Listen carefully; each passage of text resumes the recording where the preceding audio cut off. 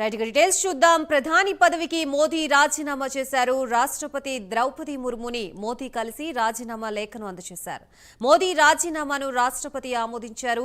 ఆపద్ధర్మ ప్రధానిగా కొనసాగాలని ముర్ము మోదీని కోరారు. ఈ నెల 8న మోదీ ప్రమాణ స్వీకారం చేయనున్నారు. కేబినెట్ పదవులపై కసరత్తు జరుగుతోంది.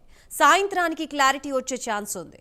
టీడీపీకి 3 లేదా 4 మంత్రి పదవులు ఇచ్చే అవకాశం ఉంది. జనసేన తరపున ఒకరికి మంత్రి పదవి వచ్చే అవకాశం కనిపిస్తోంది.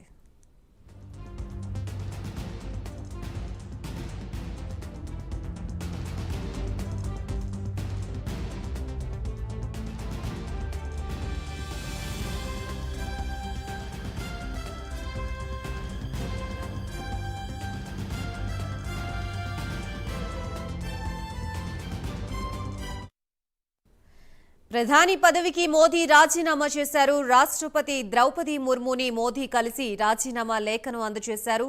మోదీ రాజీనామాను రాష్ట్రపతి ఆమోదించారు. ఆపద్ధర్మ ప్రధానిగా కొనసాగాలని ముర్ము మోదీని కోరారు. ఈ నెల 8న మోదీ ప్రమాణ స్వీకారం చేయనున్నారు.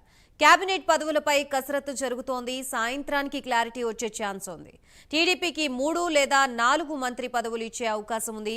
జనసేన తరపున ఒకరికి మంత్రి పదవి వచ్చే అవకాశం కనిపిస్తోంది.